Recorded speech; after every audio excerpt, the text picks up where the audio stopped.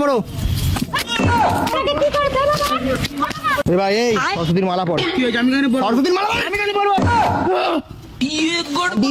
সরস্বতীর মালা পড়ো, সরস্বতীর মালা পড়ো, সরস্বতীর মালা পড়ো, সরস্বতীর মালা পড়ো, সরস্বতীর মালা পড়ো, সরস্বতীর মালা পড়ো।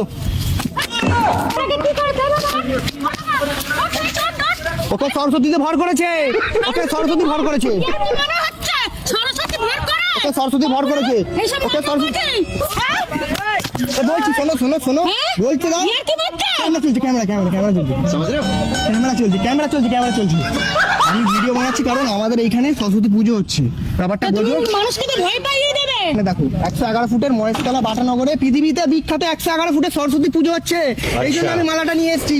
ওকে সরস্বতীতে ভর করেনি, কি করে আমরা একটা ফানি ভিডিও বানাচ্ছি, এখানে পুজো হচ্ছে। এইভাবে করে তো একটা মালা পড়ো, না, আমি মালাটা পরবো না, না আমি পরবো না। মালা পড়ো। আরে ফানি ভিডিও ও কাকা শোনো, ও বলো এটা পুজো হচ্ছে না বলো।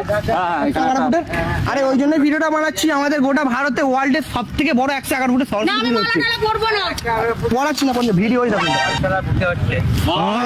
নমস্কার।